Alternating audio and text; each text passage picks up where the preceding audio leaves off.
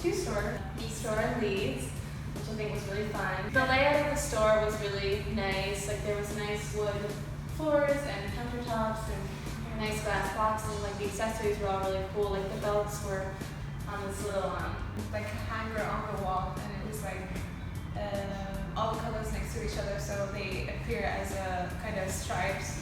There were pictures everywhere. There was those really nice couches. There's a lot of nice photographs, and especially on the stairs when you're going to the floor. Yeah, there are images. Yeah, all the 3 floors were different. I think every room is different. Without seeing that it was a Portsmouth store, you can tell that it was Portsmouth just because of their signature striking. You can see the changing room on the chairs, on the scarves. Carpets. Yeah, and the carpet. The carpets. Portsmouth, London, they had a whole room for that, and then they also had the little teacups and stuff there, and some artwork and the postcards. Yeah.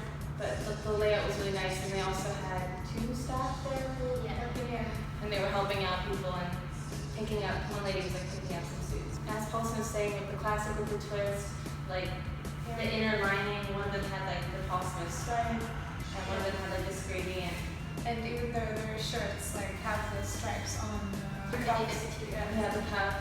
One of my favorite pieces was the tie that had like ice cream cones on it. Could be the photo of it. But like it's really not that childish, but I know Paulson tries to introduce like humor to fashion. My favorite piece were the ties, and there was different colors and different designs, and it was just so out there because you can wear like a simple suit and then just have something like his ties on and stand out. The window was cool. They had like a highlight sign. Like a neon light, and it was more than one color. It was very like it popped out.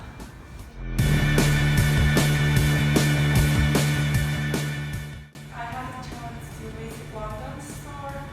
I actually preferred it more than a Leeds store. I had a chance to speak with the staff and ask questions about Paul Smith collections. I actually asked her if she ever met him. That she got to meet him. So that like justifies the fact that he is very much a part of his business still. You make sure he knows everyone that works and who's like part of his team. Yeah, and she said she's working there only since December, and she's already met him twice. I think that's what makes his brand stand out, because he's still there. It's because he's brand new. His brand is still strong. And she told me about the staff uniforms. They have this, she said £700 for one staff uniform. So she get one in December, and now she's having the other one. So she's just having 700 so she can spend them in store. And as well, they have 70% off from everything. that was, I found quite interesting. And yeah, she said about Paul Smith London store that it's not busy, so it's kind of like easy, and There's not much products in the. yeah.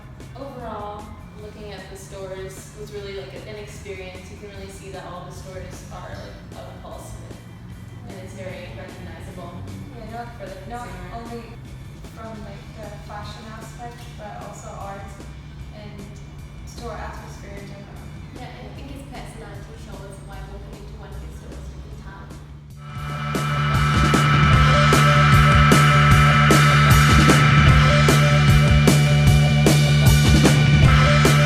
For our primary research, we also created an art project.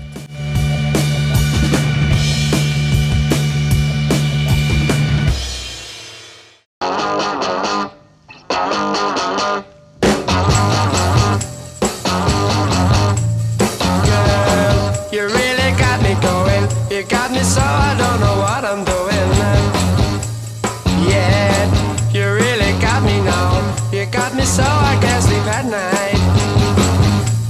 Yeah, you really got me now. You got me so I don't know what I'm doing. Oh yeah, you really got me now. You got me so I can't sleep at night. You really got me.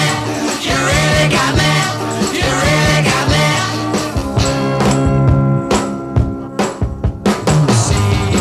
Don't ever set me free. I always wanna be by your side.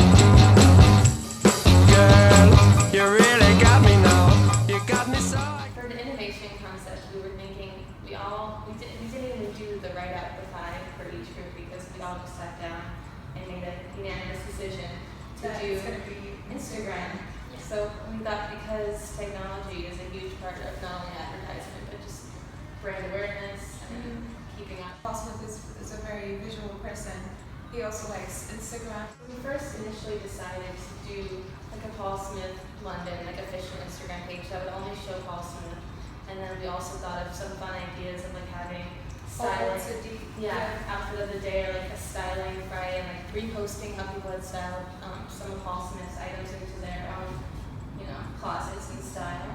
But then our final concept, so we were trying to develop it even further. So we thought about Snapchat basically, and I was like, you can get a snap code and then You can scan the barcode and then you can, it takes you to a website or something else. So we decided it can take the consumer or the customer to a video, like a 1-minute video. We were thinking about collaborating with street artists. So basically the street artist would look at a Paul Smith design, let's say the ant one that we saw in store, and they would create their own rendition of it, and it would be like a street art. So then we would also make it a competition to put on our Instagram to be like, find the street art, and within the art it would have the barcode. So we would say the first 10 people to maybe scan to find it. To find it. You get limited edition cufflinks. So basically what we're going to do to even take it further would be creating a publication. So we were thinking not really a book, but more of a magazine which would link through to our Instagram. So basically the magazine would go further on the stories of the artists themselves and their background and why they do street art and whatnot. And so that would be just another way to push it forward. And also we would put in the magazine the reposted images of the people styling. So it would just be a fun concept to add to the Instagram itself. Yeah, so it would link to Instagram, so it's going to be an online magazine. Whoever doesn't visit our magazine, they can still have like an idea of what's in the magazine in our Instagram page.